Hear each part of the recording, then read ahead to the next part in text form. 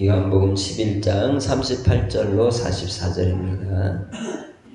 이에 예수께서 다시 속으로 비통히 여기시며 무덤에 가시니 무덤이 구리라 돌로 막았거늘 예수께서 이르시되 돌을 옮겨 놓으라 하시니 그 죽은 자의 누이 마르다가 이르되 죽은 지가 나흘이 되었음에 벌써 냄새가 나나이다. 예수께서 이르시되 내 말이 네가 믿으면 하나님의 영광을 보리라 하지 아니하였느냐 하시니 돌을 옮겨 놓으니 예수께서 눈을 들어 우러러 보시고 이르시되 아버지여 내 말을 들으신 것을 감사하나이다. 항상 내 말을 들으시는 줄을 내가 알았나이다. 이 말씀 하옵는 것은 둘러선 무리를 위함이니 곧 아버지께서 나를 보내신 것을 그들로 믿게 하려 함이니이다. 이 말씀을 하시고 큰 소리로 나사로야 나오라 부르시니 죽은 자가 수족을 배로 동인 채로 나오는데 그 얼굴은 수건에 쌓였더라. 예수께서 이르시되 풀어놓아 다니게 하라 하시니라. 아멘. 나사로의 무덤 앞에 모인 무리들과 예수님께서 이제 하실 수 있는 일이 뭐겠습니까? 우리 인생들이 할 수 있는 일은 조문하고 위로하는 것밖에 없겠죠. 그런데 예수님께서는 이 나사로의 죽음을 통해서 예수께서 하나님의 아들이심을 보일 표적을 드러내시는 그러한 이 순간이 오늘 본문에 나오는 내용이라고 볼 수 있습니다. 예수님께서 요한복음에 기록한 7개의 표적을 통해서 표적을 나타내신 이유가 단순히 우리의 배를 불리고 우리의 필요를 채워주고 우리가 원하는 것을 들어주는 데 있지 않다는 거죠. 우리가 예수님을 믿는다라고 말할 때 그 믿음은 우리가 원하는 것을 이루는 요술램프가 아니라는 겁니다. 예수를 믿는 것은 우리가 바라고 기대하는 것을 이루기 위한 그러한 이 도깨비 방망이가 아니라 예수 그리스도를 온전히 나의 주, 나의 하나님으로 모시는 것입니다. 예수님께서 하나님의 아들이심과 하나님이 우리를 위하여 보내어 주신 자로서 우리를 위해서 영원한 생명을 주시는 분이시라는 것. 그 영원한 생명을 얻기 위하여 우리가 믿는 것이죠. 왜냐하면 우리 인생들은 누구나 한 번은 죽습니다. 그러나 죽음으로 끝나는 것이 아니라 반드시 심판이 있기 때문에 예수님께서 이 나사로의 무덤 앞에서 이제 비통히 여기시고 또한 이 슬픔을 이기지 못하십니다. 왜 예수님께서 38절에 속으로 비통히 여기셨을까요? 예수님이 이 땅에 구원해 주러 오셨지만 예수님을 온전히 그리스도로 믿는 자가 있지 않다는 겁니다. 마리아도 마르다도 마지막 때에는 그의 오라비가 다시 부활할 것을 믿는다 고백하지만 그것은 그들에게 온전한 예수님이 구원해 주라고 하는 믿음의 고백을 이룰 수 없는 그러한 연약함의 모습으로 나타나 있었습니다. 그래서 예수님께서 속으로 비통히 여기시고 무덤에 가시고 이제 그 돌로 막힌 그 굴에 서서는 돌을 옮겨 놓으라고 말씀하시는 것이죠. 실제적으로 예수님께서 구원의 주가 되시고 생명의 주이심을 드러내시는 것입니다. 마태복음 12장에 기록된 대로 이 세상의 유대인들은 표적을 구하지만 오직 예수님이 보일 표적은 요나의 표적밖에 없다고 말씀하셨습니다. 예수 그리스도께서 우리에게 보여주시고자 하는 궁극적인 표적은 다름 아니라 죽고 3일 만에 부활하실 것입니다. 이 나사로의 표적은 다름 아니라 예수님이 나사로와 같이 죽으시고 사망을 이기시고 부활하실 것을 보여주시는 표적이었던 것이죠. 오늘날 우리 시대에 나사로와 같이 죽은 자를 살리실 표적이 필요할까요? 필요하지 않습니다. 단지 나사로라고 하는 사랑하는 자를 통하여 하나님의 영광을 드러내시기 위하여 나사로를 택하신 것입니다. 구약 성경에만 예수님의 죽으심을 예표한 것이 아니라 바로 이 나사로를 통하여 예수님의 죽으심과 부활을 보여주시고자 하셨던 것이죠. 그 말을 듣고는 이제 마르다가 뭐라고 말합니까? 주여, 죽은 지 나흘이 되었는데 벌써 냄새가 나서 소망이 없습니다. 열어봤자 냄새나고 썩었기 때문에 들어가서 우리 오빠를 본들 무슨 소용이 있겠습니까? 라고 생각을 하는 것이죠. 마르다는 돌을 굴려 놓는다고 해서 예수님이 그곳에서 무슨 일인가를 이룬다고는 생각하고 기대하지 않았을 것입니다. 그러나 예수님께서 분명하고 확실하게 말씀합니다. 내 말이 네가 믿으면 하나님의 영광을 보리라 하지 아니하였느냐.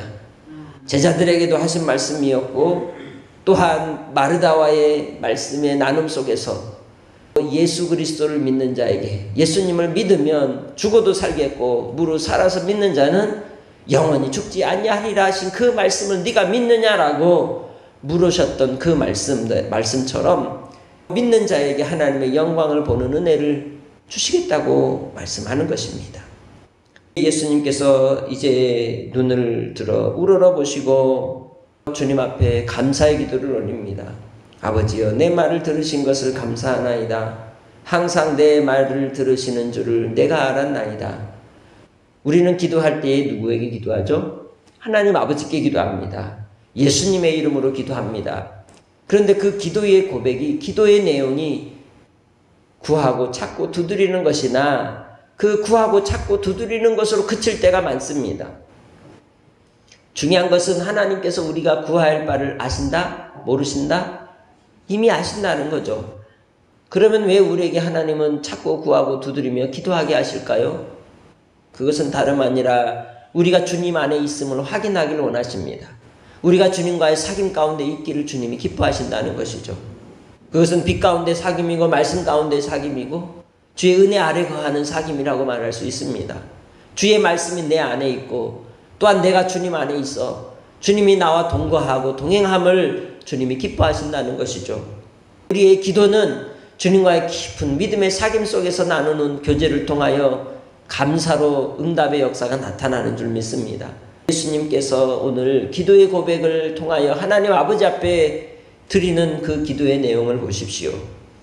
그것은 먼저 드린 기도는 감사의 기도라는 것이죠. 아버지여, 내 말을 들으신 것을 감사하나이다. 빌립보서 4장 6절로 7절에도 우리가 구할 바를 주님이 아시기 때문에 우리에게 무엇보다도 감사함으로 하나님께 아뢰라라고 말씀합니다.